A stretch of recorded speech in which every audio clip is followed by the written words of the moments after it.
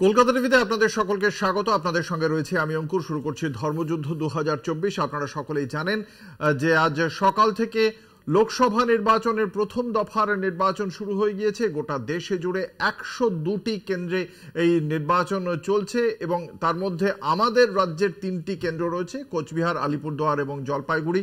এই 3টি কেন্দ্রের নির্বাচন চলছে। এখনো পর্যন্ত পশ্চিমবঙ্গে 50.96% ভোট পড়েছে বলে দুপুর 1টা পর্যন্ত এটাই নির্বাচন কমিশনের পক্ষ থেকে জানানো হয়েছে। এবং সেক্ষেত্রে গোটা দেশের যদি চিত্র দেখি তাহলে পশ্চিমবঙ্গ সেক্ষেত্রে দ্বিতীয় স্থানে রয়েছে, কারণ সবচেয়ে বেশি ভোট পড়েছে দুপুর 1টা পর্যন্ত ত্রিপুরাতে 53.04।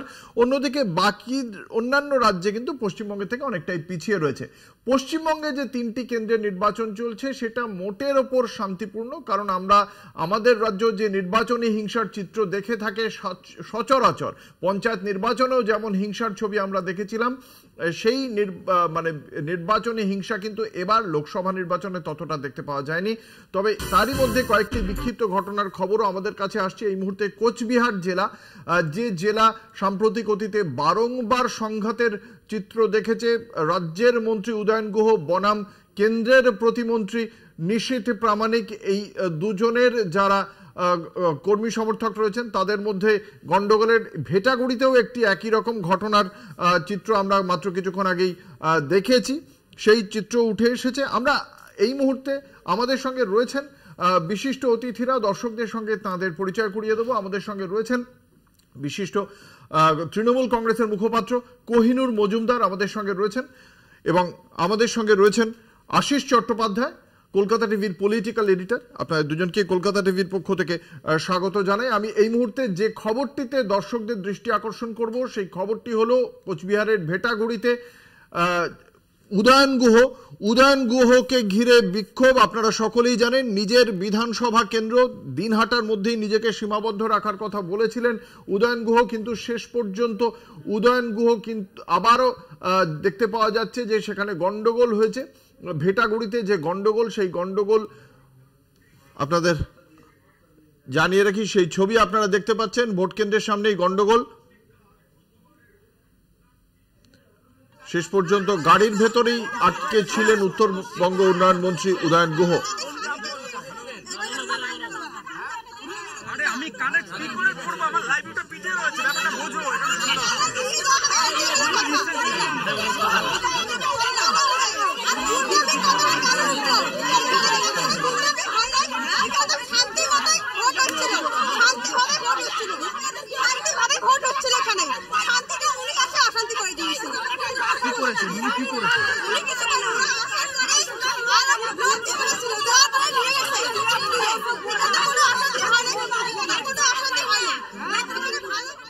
আপনারা দেখতে পাচ্ছেন উদয়ন গুহর গাড়ি ঘিরে বিক্ষোভ দেখানো মহিলারা। আমাদের সঙ্গে রয়েছেন আমাদের প্রতিনিধি রবিউল হোসেন। রবিউল, কি জানতে পারা যাচ্ছে, ঠিক কি থেকে এই বিক্ষোভের সূত্রপাত? দেখো, একেবারেই ভেটাগুড়িতে কিন্তু উত্তরপাড়া বলে যে জায়গা রয়েছে, সেখানে যখন আজকে উত্তরবঙ্গ উন্নয়ন দপ্তরের মন্ত্রী ভোট কেমন চলছে সেটা দেখার জন্য যান, ঠিক সেই সময় সেই উত্তরপাড়া এলাকার যে মহিলারা রয়েছে তারা কিন্তু মন্ত্রী উদয়ন গুহকে ঘিরে ধরে বিক্ষোভ দেখান। মূলত বিজেপি কর্মী সমর্থক এই মহিলারা, তাদের একটাই দাবি যে আজকে সকালেই কিন্তু সেখানকার স্থানীয় যে পঞ্চায়েত সদস্য রয়েছে আনন্দ বর্মন, তাকে কিন্তু মন্ত্রী উদয়ন গুহর নির্দেশে পুলিশ কিন্তু গ্রেফতার করে। যদিও একেবারেই মন্ত্রী উদয়ন গুহ স্পষ্টতই তাদের অভিযোগ ভিত্তিহীন বলে উড়িয়ে দিয়ে সেখানেই শটান বসে রয়েছেন এবং জানাচ্ছেন এই আনন্দ বর্মন দীর্ঘদিন ধরেই তার বিরুদ্ধে একাধিক মামলা ঝুলছিল এবং তাকে পুলিশ খুঁজছিল। এবং এমনকি আজকেও যখন ভেটাগুড়িতে তৃণমূলের 1 বি ব্লক সভাপতি যিনি রয়েছেন, দিনাটা 1 নং ব্লকের সভাপতি রয়েছেন, তার উপর যখন হামলা ঘটে সেই হামলার সঙ্গে সে আনন্দ বর্মন জড়িত। আর এই জন্যই পুলিশ তাকে গ্রেফতার করেছে। এর সঙ্গে মন্ত্রীর কোনো সম্পর্ক নেই। এমনকি মন্ত্রী এটা জানান যে এখন নির্বাচন কমিশনের নিয়ম চলছে, তো এখানে মন্ত্রীর কথায় পুলিশ কেন যাবে এমনটাও জানান। এবং রবিউল, এই বিষয়ে মন্ত্রী উদয়ন গুহ স্পষ্টতই জানাচ্ছেন যে মহিলারা বিক্ষোভ দেখাচ্ছেন উদ্দেশ্য প্রণোদিত ভাবে এবং পুরুষদেরকে সামনে না রেখে তাকে হেনস্থা করার জন্য মহিলাদেরকে সামনে পাঠিয়ে দিয়েছে বিজেপি। আর সেজন্য মন্ত্রী উদয়ন গুহ কিন্তু সেখানে বসেই রয়েছেন এবং তিনি সেখান থেকে ওঠেননি। এবং উদয়ন গুহ জানাচ্ছেন যে তিনি কোনোভাবেই পুলিশের সঙ্গে এই বিষয়ে কোনো কথা বলেননি। একেবারে আনন্দ বর্মন, তিনি তার নামে একাধিক অভিযোগ রয়েছে, সেজন্যই পুলিশ তাকে ধরে নিয়ে এসেছে। এর সঙ্গে উদয়ন গুহর কোনো রকম সম্পর্ক নেই। এখনো পর্যন্ত কি অবস্থা, এই মুহূর্তে কি পরিস্থিতি? এখনো কি তিনি গাড়ির মধ্যেই আটকে? দেখো, এখনো পর্যন্ত তিনি গাড়িতে নেই, তিনি একদম গাড়ির থেকে নেমে পাশেই কিন্তু বসে রয়েছেন এবং সেখানেই তিনি কথা বলছেন সকলের সঙ্গে, এবং তার সামনেই মহিলারা যারা রয়েছেন তারাও কিন্তু সেখানে রয়েছেন এবং সেখানে বিপুল সংখ্যক পুলিশ বাহিনী তারা রয়েছেন। একদিকে যেমন দিনাটা থানার পুলিশ বাহিনী রয়েছেন, অপরদিকে কেন্দ্রীয় বাহিনীর জওয়ানরা তারাও সকলে রয়েছেন এবং উভয়ের মধ্যে বাদানুবাদ চলছে। ধন্যবাদ। আমাদের সঙ্গে ছিলেন আমাদের প্রতিনিধি রবিউল হোসেন। কি বলছেন উদয়ন গুহ আমরা শোনাবো।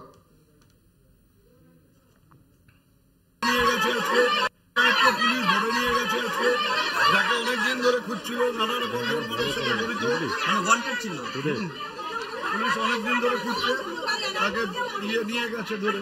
এখন সেটা ক্ষোভের কারণ শিখিয়ে দিয়েছে, পুলিশ আসে। আপনি তো আপনি এদেরও জনপ্রতিনিধি, আমি এদের তো এরা তো ওয়ান সাইডেড, ওরা বিজেপির পক্ষ হচ্ছে।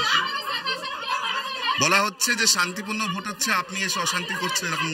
আমি তো এখানে সকালেও এখানে বলেছিলাম, এখন এখানে বসে আছি, অশান্তির তো কোনো কারণ ঘটেনি।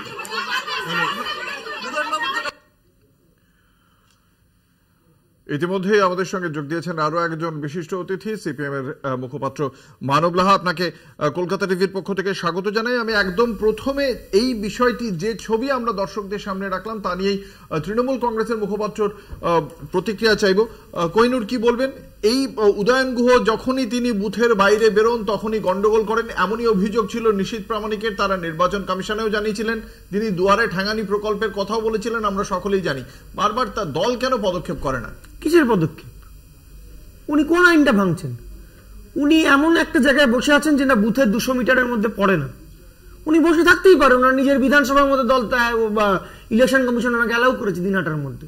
তো দিনাটার যে কোনো অঞ্চলে উনি থাকতেই পারেন, বসে থাকতে পারেন। বরং আমি তো উল্টো দিকে প্রশ্ন করছি যে এতজন লোকজন একটা ভোটের দিন, এতজন লোকজন দাঁড়িয়ে হল্লাগুল্লা করছে, কোথায় নির্বাচন কমিশন, কোথায় কিউআরটি, কোথায় এরিয়া ডমিনেশন, কোথায় মোরাল কনফিডেন্স বাড়াচ্ছে ভোটারদের যে এতজন মিলে ঘুরে ঘুরে ঝামেলা করছে? দেখুন, বিজেপি আলটিমেটলি উঠে গেছে। মনোজ টিগ্গা তার নিজের বুথে এমন সাবোতাজ বিজেপির মধ্যে, যে বিধানসভা ভোটে মনোজ টিগ্গার যে পোলিং এজেন্ট ছিল, সে পোলিং এজেন্ট আর বসতে চাইনি, সে বসেনি। এই সাবোতাজের কথা বলছেন বিজেপি নিজে যেখানে ভোট দেন, যে পাড়ায় ভোট দেন, সে পাড়ায় একজন বিজেপি কর্মী নেই যে মনোজ টিগ্গার হয়ে বসবে। বুঝলাম। এদিকে ঠিক একই রকম ভাবে এই কোচবিহার কেন্দ্রে একদিকে পার্থপ্রতিম রায়, অন্যদিকে রবীন্দ্রনাথ ঘোষ, আবার উদয়ন গুহ। এই তিনটে তো আপনাদেরও যথেষ্ট চিন্তার মাথা ব্যথার জায়গা ছিল।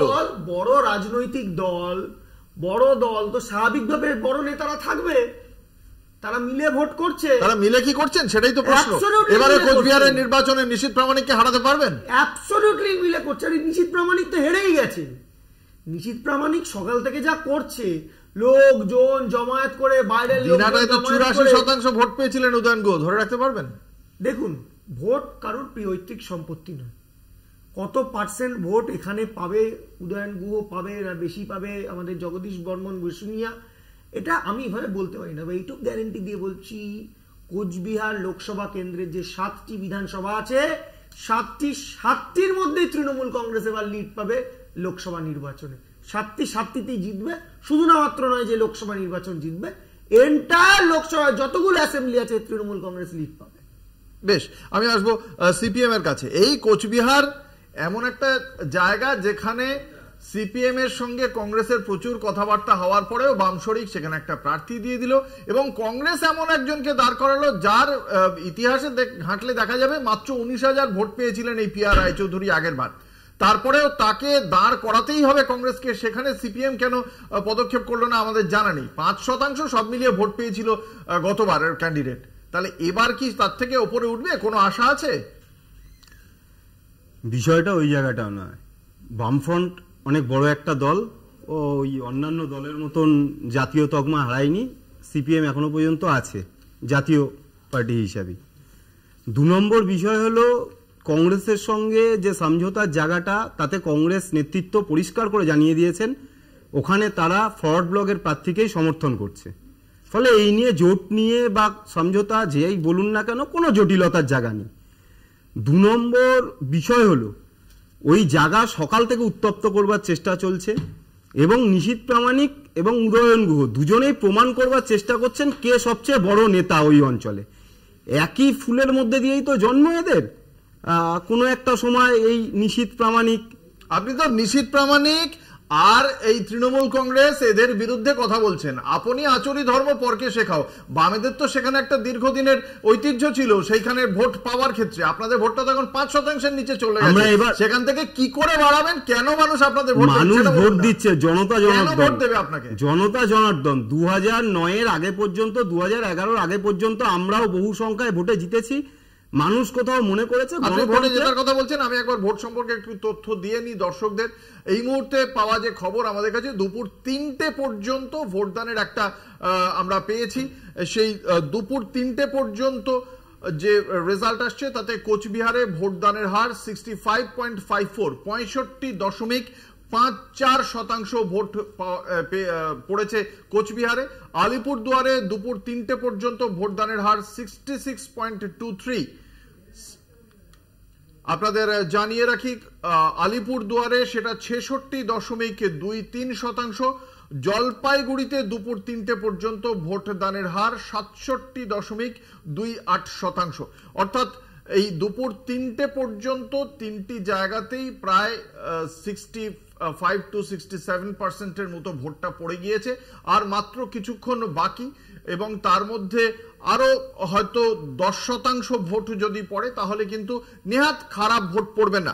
আমি মানবের কাছে ছিলাম। মানব, আপনার বক্তব্য শেষ করুন। হ্যাঁ, আমি ওটাই বলছিলাম যে এখানে বিজেপি আর তৃণমূল এরা দুজন মিলে বোঝানোর চেষ্টা করছে যে বামপন্থীরা ওখানে নেই, কিন্তু আসল ঘটনা হচ্ছে মানুষ মানুষের ভোট দেবে। 2009 বলুন, 2011 বলুন, যখন বামপন্থীদের অত বড় একটা সরকার আস্তে আস্তে ধসছে, সেই সময় মানুষ মনে করেছিল নতুন কিছু পাওয়ার জায়গা আছে, তাই তৃণমূলকে সমর্থন করেছিল, তৃণমূল ভোট পেয়েছিল। আবার এই যে এতগুলো বছর 2011 পর থেকে 2024 পর্যন্ত 15টা বছর মানুষ দেখলো, তাতে মানুষ ওখানকার বুঝতে পেরেছে আমরা মানুষকে সবসময় বিশ্বাস করেছি, মানুষই ইতিহাস রচনা করে। আর আসলে এদের সমস্যাটা অন্য জায়গায়। ওই আপনি বলছিলেন না যে তোমরা কি করছো, বামপন্থীরা কি করছে, আসলে ওই কবিতার লাইনের মতন পদ ভাবে আমি দেব, রথ ভাবে আমি, মূর্তি ভাবে আমি দেব, হাসে অন্তর্যামী। তো স্বাভাবিকভাবে এরা লড়াই করছে, লড়াই করুক। বামপন্থীরা মানুষের উপর ভরসা রাখছে, একদম আমরা বামপন্থীরা মানুষের উপরই ভরসা রাখছি। সেটা তো শেষ পর্যন্ত 4 তারিখ, জুন মাসের 4 তারিখ বোঝা যাবে। আমি আসবো আমাদের একবার পলিটিক্যাল এডিটর আশিস চট্টোপাধ্যায়ের কাছে। আমি just I need please don't stop me from reacting. এই যে বামেরা অন্তর্যামী ভাবছেন, নিজেদের ভাবতেই পারে, তবে বামেদের একটা পুরনো গণসঙ্গীত ছিল, আপনাদের সলিল চৌধুরীর কম্পোজিশনে জানেন, যে পথে এবার নামসাথী পথে হবে পথে না। সেই পথ চেনাতে 77 থেকে টানতে টানতে আজ অব্দি এসে গানটা একটু এবার সলিল চৌধুরীর পাল্টে গেছে। এখন হয়ে গেছে পথ হারাবো বলেই এবার পথে নেমেছে। নয় একটা পার্টি 34 বছরের শাসন। এরা তো এককালে আছে ফরওয়ার্ড ব্লককে সমর্থন করছে। মেকলিগঞ্জে ফরওয়ার্ড ব্লকের লোকদের গুলি করেছিল। মেকলিগঞ্জে 9টার মধ্যে 5টা ফরওয়ার্ড ব্লক জিতেছিল, আর 4টে তা আবার নিজেরাই নির্দল দাঁড় করিয়ে জিতেছিল সেইবার পৌরসভা নির্বাচনে। আপনারা জানেন তারা তো সেই সময় 34 বছর এটা করেছিল। অদ্ভুত সমস্যা মেরেছিল। 2008 সালের 5ই ফেব্রুয়ারি যে ফরওয়ার্ড ব্লকের 5 জন মারা গিয়েছিলেন, তার জন্য শিল কমিশন গঠন করেছিলেন মমতা বন্দ্যোপাধ্যায়, কিন্তু সেই রিপোর্ট জনতা জানে না তার রেজাল্ট কি। একটা ছোট্ট বিজ্ঞাপনী বিরতিতে যাব, তারপরে এই ভোটের বিশ্লেষণ শুনবো পলিটিক্যাল এডিটর আশিস চট্টোপাধ্যায়ের কাছ থেকে। সঙ্গে থাকুন, দেখতে থাকুন ধর্মযুদ্ধ 2024।